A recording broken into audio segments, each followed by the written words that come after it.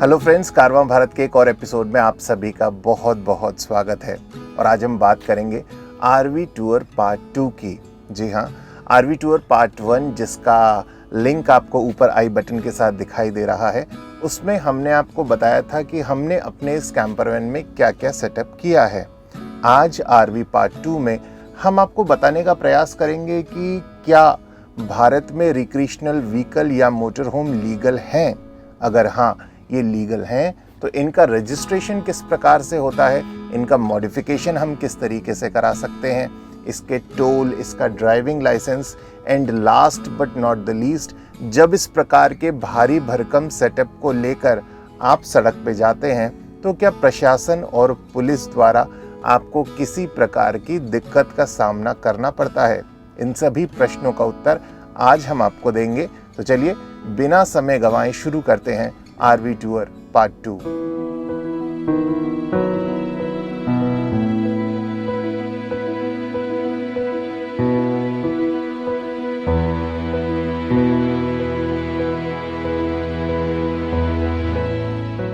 क्या आरवी भारत में लीगल है? Is RV legal in India? Yes, of course, RVs are legal in India. और बहुत पहले समय से हमारी फिल्म इंडस्ट्री में जो वैनिटी वैन्स यूज़ होते आ रही हैं वो रिक्रिएशनल व्हीकल्स का ही एक प्रकार है।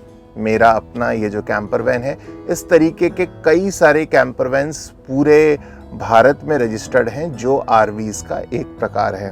तो ये आपके लिए अच्छी बात है कि आरवी भारत में एक लीगल सेटअप है। और रिक्रिएशनल व्हीकल बेसिकली क्या है? एक ऐसी गाड़ी जिसमें आप रह सकें, आप सो सकें, आप अपना भोजन बना सकें, आप लगभग वो सब कुछ कर सकें जो आप घर पर रहकर कर पाते हैं। तो जब आरवी भारत में लीगल है तो उसका रजिस्ट्रेशन भी होता होगा। कैसे मैंने अपनी गाड़ी का रजिस्ट्रेशन कराया, ये मैं आपसे आज साझा करूंगा।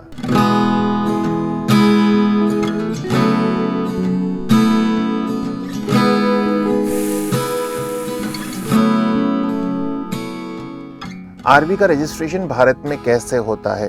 देखिए, बहुत सारे प्रोटोटाइप्स हैं जिसके अंतर्गत रिक्रिएशनल व्हीकल्स भारत में रजिस्टर्ड हो सकती हैं। मैं अपने अनुभव को साझा करता हूँ। मैं राजस्थान में रहता हूँ और जब मैंने सोचा कि मुझे अपना एक रिक्रिएशनल व्हीकल बनाना है, अपना एक कैंपर वैन तैयार करना है, तो हमारे जयपुर में जो आरटीओ था, मैं वहाँ पर गया।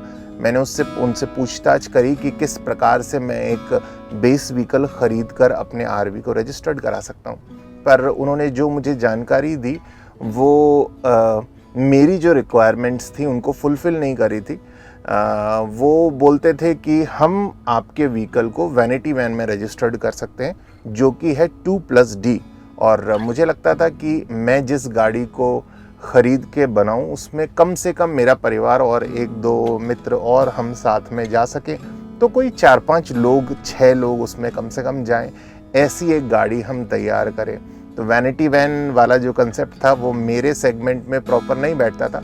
और तब तक मैंने ये जानकारी तो खैर मुझे थी कि कैंपर वैन रजिस्टर्ड होता है भारत में।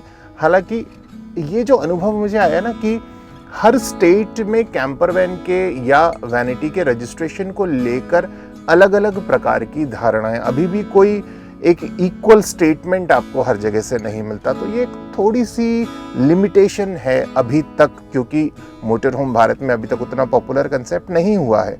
तो भी मैंने मेरा जो जयपुर वाला जो जानकारी थी उसको मैंने वहाँ से लिया।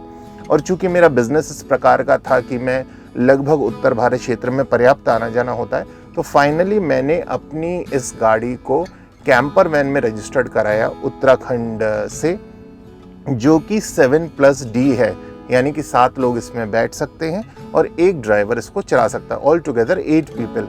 और चूंकि मैं खुद इसको चलाता हूँ, इसलिए हम लोग लीगली इसमें 8 लोग बहुत आराम से बैठकर कहीं भी निसंकोच जा सकते हैं।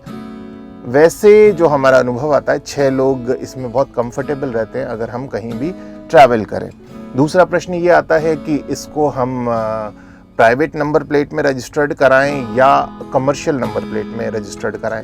ये टोटली डिपेंड करता है कि किस तरीके से आप इस कैंपर को यूज़ करना चाहते हैं। अगर आप इसको अपने खुद के लिए खुद के पर्पस के लिए यूज़ करना चाहते हैं तो निश्चित तौर पे मेरा अपना भी ये एक प्राइवेट कैंपर वैन है, तो आप प्राइवेट में इसको रजिस्टर्ड करा सकते हैं। और अगर आप इसको कमर्शियली यूज़ करना चाहते हैं तो आप इसको येलो नंबर प्लेट के साथ भी रजिस्टर्ड करा सकते हैं। दोनों ऑप्शन आपके लिए खुले हैं। जो इसका बेस व्हीकल होता है उस पे कुछ हद तक डिपेंड करता है शायद इसकी सिटिंग कैपेसिटी आपको कितनी मिलेगी। मुझे मेरे इस कैंपर वैन को, जो कि मैंने एक टेम्पो ट्रैवलर पे डेवलप किया है, इसकी जो सिटिंग कैपेसिटी मुझे एज कैंपर वैन मिली है दैट इज़ 7+D। रजिस्ट्रेशन का प्रोसेस कैसे होता है? देखिए, आप जब भी कैंपर वैन बनाने की सोचें, सबसे पहले आप अपने लोकल आरटीओ ऑफिस जाएं, उनको अपना कंसेप्ट बताएं कि भाई मैं एक कैंपर वैन, एक मोटर होम बनाना चाहता हूं और इसको आपके आरटीओ में रजिस्टर्ड करवाना चाहता हूं। तो आपको सबसे पहले एक बेस व्हीकल सेलेक्ट करना होगा, और बेस व्हीकल पे जिस प्रकार हम अपने मकान का एक नक्शा बनाते हैं उस प्रकार आरटीओ के कुछ प्रोटोटाइप हैं जिसके अंतर्गत आपको अपनी गाड़ी का इंटीरियर मॉडिफिकेशन कराना होगा, या फिर अगर आप किसी बस या ट्रक का चेसिस खरीदते हैं तो उस एक प्रोटोटाइप के अनुसार आपको उसे तैयार कराना होगा। आप वो जो लेआउट है जो आपने तैयार किया है एक स्पेशलाइज्ड अथॉरिटी से या फिर अपने अनुसार जो भी आपने तैयार किया है उसको आप आरटीओ में प्रस्तुत करेंगे। वो उसको टिक करेंगे। टिक करने के बाद आपको कुछ समय देंगे, 5 महीने 6 महीने का। उस दौरान आपको अपनी गाड़ी को तैयार करवाना होगा, दोबारा आरटीओ में प्रस्तुत करना होगा। वहाँ पर फिर वो उसको चेक करेंगे कि जो आपने नक्शा शुरू में प्रस्तुत किया था उनके समक्ष, उसके अनुसार आपने अपनी गाड़ी को तैयार किया है या नहीं किया है। सभी सुरक्षा मानकों पे जब वो आपकी गाड़ी को उपयुक्त पाएंगे तब वो आपको आपके डिजायर्ड प्रोटोटाइप के अनुसार उस गाड़ी को आपके लिए रजिस्टर्ड कर देंगे। तो बहुत ज़्यादा जटिल भी नहीं है पर इतना सरल भी नहीं है, इसलिए प्राथमिक तौर पे रजिस्ट्रेशन के लिए आप अपने लोकल आरटीओ के पास जाएं, उनको बताएं, उनसे विमर्श करें और उसके बाद आप इस दिशा में आगे बढ़ सकते हैं। और मेरी तो पूरी कामना है कि भारत में जितनी जल्दी मोटर होम कल्चर डेवलप हो उतना अच्छा है। हमें भी कुछ और साथी मिलेंगे जब हम किसी दूसरे स्टेट में जाएंगे, जब हम किसी दूसरी जगह जाएंगे, तो आप निश्चित तौर पे निसंकोच अपना कैंपर वैन, वैनिटी वैन, जो भी आप इसको नाम दें, वो रजिस्टर्ड करवा सकते हैं।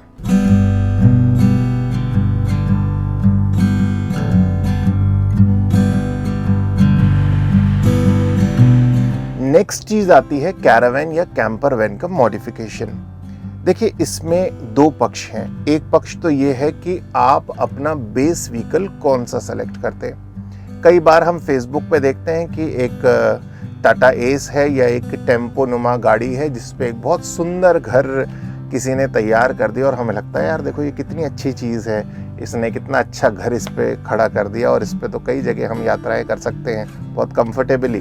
पर हर एक गाड़ी पे आप घर बना दें और उसको आरटीओ पास कर दे, ये संभव नहीं है। तो किस गाड़ी पे मॉडिफिकेशन करना है, ऐसा सुरक्षा मानकों के नियम के तहत ही आरटीओ उसको पास करेगा।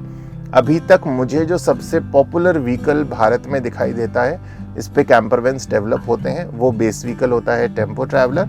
उसके अलावा कई सारे एंथुसियास्टिक हैं जिन्होंने ट्रक के चेचिस पे, जिन्होंने बस के चेचिस लेकर अपने मोटर होम को, कैरावैन को, कैंपर वैन को डेवलप किया है। तो दोनों ही प्रकार से हम इसका जो बेस व्हीकल है उसका चयन करके अपने कैंपर को तैयार कर सकते हैं। मॉडिफिकेशन कैसे करवाएं, कहाँ से करवाएं, किस प्रकार से करवाएं, बहुत सारे प्रश्न हमारे दिमाग में आते होंगे। क्या मैं खुद इसको मॉडिफाई कर सकता हूँ या फिर मुझे किसी स्पेशलाइज्ड एजेंसी के पास जाना चाहिए जहाँ से मैं इसको मॉडिफाई करवाऊँ? It all depends on your budget and requirement. अगर आपका बजट अच्छा खासा है, ठीक ठाक है, सम्मानजनक है, तो निश्चित तौर पे भारत में बहुत अच्छे फैब्रिकेटर्स हैं जो स्पेसिफिकली कैरावैन्स, कैंपर वैन्स बनाते हैं, वैनिटी वैन्स बनाते हैं। आप उनसे संपर्क कर सकते हैं। उनका नाम मैं भी यहाँ पर लूँगा तो निश्चित तौर पे एडवर्टीजमेंट जैसा होगा उनका कुछ, पर ठीक है ना, आप ऑनलाइन ढूंढेंगे तो आपको बहुत आसानी से, बहुत सहजता से ऐसे कॉन्टैक्ट्स मिल जाएंगे।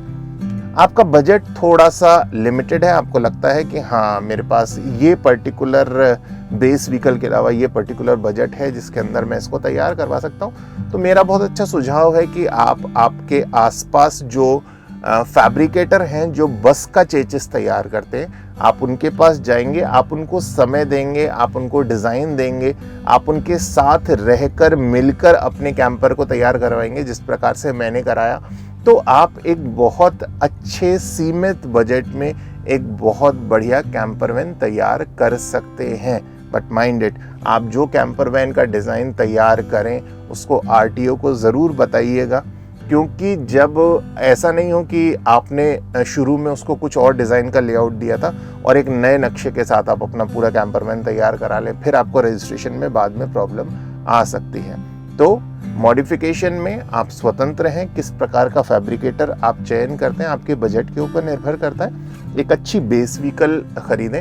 और एक जो छोटा सा मेरे अनुभव से जो मैं आपको शेयर करना चाहूँगा वो ये है कि गाड़ी के इंजन कैपेसिटी, उसके सीसी जो उसकी पावर है उसके अनुसार ही उस पर वेट डालें। हमें पता नहीं लगता, धीरे धीरे हम इतना सारा डेड वेट उस पर एक्यूमुलेट कर देते हैं कि गाड़ी का इंजन जो है वो पस्त हो जाता है। फिर जब आपकी गाड़ी पहाड़ों पे जाती है तो आपको प्रॉब्लम्स आती हैं और गाड़ी का इंजन भी बहुत जल्दी उसकी जो एफिशिएंसी है वो किल होनी शुरू हो जाती है। इसलिए डेड वेट को लेकर बहुत सतर्क रहें। आपकी गाड़ी की जो इंजन की कैपेसिटी है उसके अनुसार उस पर वज़न डालते हुए हम अगर अपनी गाड़ी को तैयार करवाएंगे तो एक बहुत अच्छी गाड़ी एक अच्छे बजट में हम तैयार करवा सकते हैं।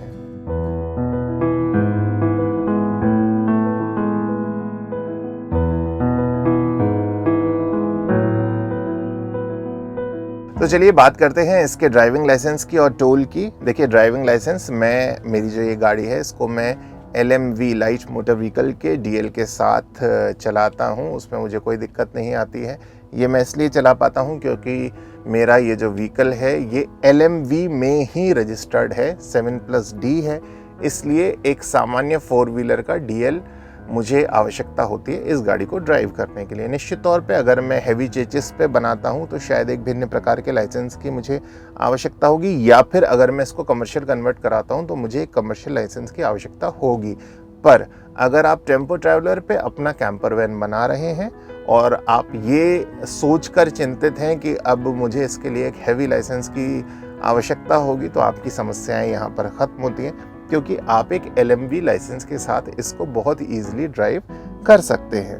दूसरा विषय आता है टोल का। तो ये भी आपको जानकर आश्चर्य होगा कि गाड़ी का साइज़ बहुत अधिक है, एक मिनी बस जितनी ये गाड़ी है, पर इसका जो टोल है वो कार का ही कटता है। जी हाँ, आपके बहुत सारे पैसे बचते हैं। जब आप लंबी यात्राओं पे जाते हैं तो लगभग बस का आधा टोल एक कार का लगता है, तो आपको मालूम ही है।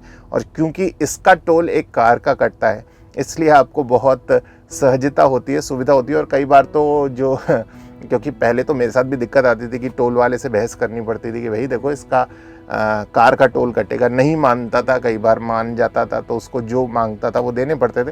पर अब क्योंकि फास्टैग से कटता है तो कई बार वो आपकी शक्ल देखता है कि अरे इतनी बड़ी गाड़ी और इसका ये कार का टोल कैसे कटा। पर हाँ, इस गाड़ी का जो टोल है वो कार का कटता है। इस गाड़ी के लिए जो DL है वो एक LMV का DL लगता है जिसके साथ आप ट्रैवल कर सकते हैं। तो फिर देर किस बात की है, मंजिलें आपका इंतज़ार कर रही हैं, वादियाँ आपकी राह देख रही हैं। एक कैंपर वैन खरीदिए और तैयार हो जाइए वादियों की सैर करने के लिए।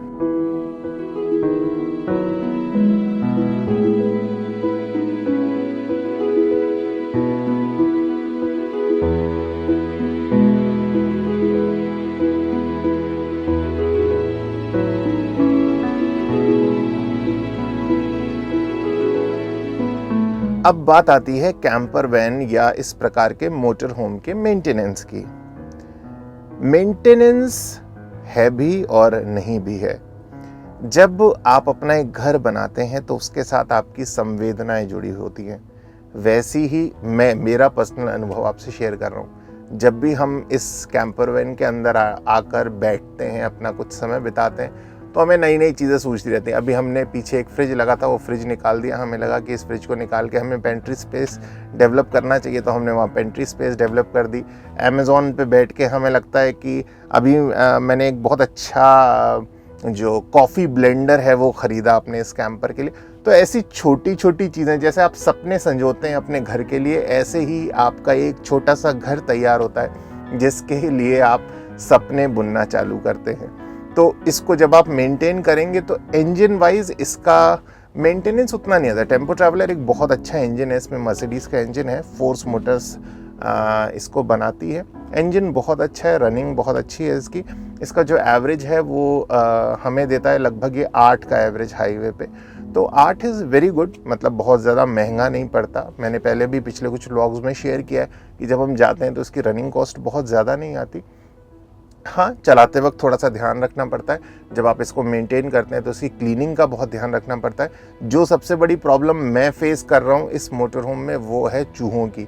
वो कहाँ से आते हैं, कैसे आते हैं, या तो वो जानते हैं या ईश्वर जानता है। मैं आज तक उनके रास्तों का पता नहीं लगा पाया कि किस रास्ते को बंद करूं और किस रास्ते को खोलूं।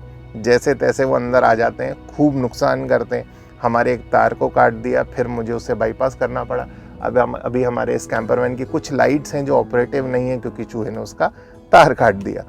तो ऐसी छोटी मोटी दिक्कतें आएंगी, पर ऑब्वियस सी बात है कि आप इतने अच्छे सेटअप के साथ मूव कर रहे हैं तो कुछ बहुत अच्छा होगा। तो थोड़ी बहुत दिक्कतें भी हम क्या बोले, मुझे लगता है कुछ चैलेंजेस जीवन में आते हैं जिनको फेस करके हम और आगे निकल जाते हैं। तो जब आप इसको खुद खरीदेंगे, मेंटेनेंस एज सच कोई बहुत ज़्यादा इसका है नहीं, बस क्लीनिंग वगैरह का प्रॉपरली ध्यान रखना पड़ता है, उतना सा है।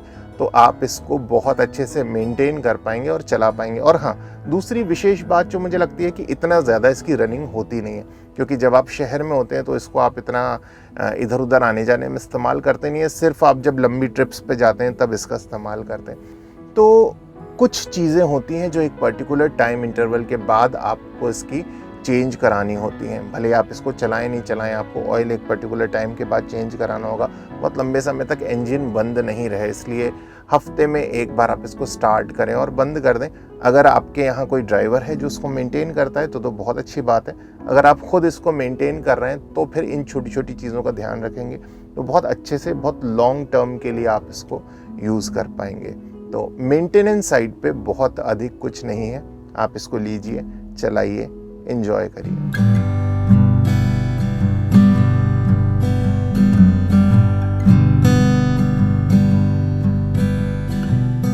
एक और महत्वपूर्ण प्रश्न जो लोगों के दिमाग में आता है वो ये है कि जब इस प्रकार की गाड़ी को लेकर आप सड़क पे निकलेंगे तो क्या पुलिस आपको रोकेगी, क्या जो प्रशासन है उससे किसी तरह की दिक्कतें आपको आ सकती हैं। मैं फिर अपना अनुभव शेयर करता हूँ। आज तक मुझे पर्याप्त 2 साल हो गए इस गाड़ी के साथ मूव करते हुए। 2 बार मुझे पुलिस ने रोका। एक बार जब मैं भरतपुर बॉर्डर से राजस्थान में एंटर कर रहा था तब मुझे रोका, पर तब मेरे साथ मेरा परिवार था और कुछ मित्र थे। उनको लगा कि हम इसको कमर्शियली तो यूज़ नहीं कर रहे, तो उन्होंने क्रॉस इंटेरोगेट किया हमसे सारी चीज़ें। पर जब उन्होंने सब चीज़ों को ठीक पाया तो कोई परेशान नहीं किया। हाँ, पीछे मेरी साइकिल जो हैंग होती है उसके लिए उन्होंने बोला कि ये लीगल नहीं है और इस साइकिल को आपको हटाना चाहिए। ठीक है, मैंने भी विनम्रता से उनको हामी भर दी कि ठीक है सर, मैं इसका ध्यान रखूँगा, और कोई बेवजह उन्होंने हमें परेशान नहीं किया। उत्तराखंड में भी उन्होंने हमें रोका, वहाँ के जो पुलिस थी, पर उन्होंने भी वही कमर्शियल कहीं हम इसका इस्तेमाल तो नहीं कर रहे। तो उन्होंने पूछा कौन है आपके साथ, मैंने कहा मेरी पत्नी, बच्चे और मेरा परिवार है। तो उन्होंने 2 आईडी मांगे, बोले एक आपका आईडी दीजिए और आपके परिवार में से किसी और का आईडी दीजिए। मैंने 2 आईडी उनको दिए, दोनों आईडी उन्होंने मैच किए, शेयर किया और हमें छोड़ दिया। मेरा कहने का आशय ये है कि आप इस तरफ से बिल्कुल बेफिक्र हो जाए कि इस प्रकार के किसी सेटअप के साथ आप निकलते हैं तो आपको पुलिस परेशान करेगी। पर हाँ, अगर आपकी गाड़ी प्रॉपर प्रोटोटाइप में रजिस्टर्ड नहीं है, आपके कागज़ पूरे नहीं हैं, आपका व्हीकल प्राइवेट है और आप उसको कमर्शियली इस्तेमाल कर रहे हैं, या फिर ये भी माने कि आपने अपना व्हीकल अपने किसी मित्र को दिया है कहीं घूमने के लिए और उसके साथ आप नहीं हैं, तो पुलिस शायद ये भी मान सकती है कि आपने उसको उन्हें किसी कमर्शियल पर्पस से दिया हो सकता है।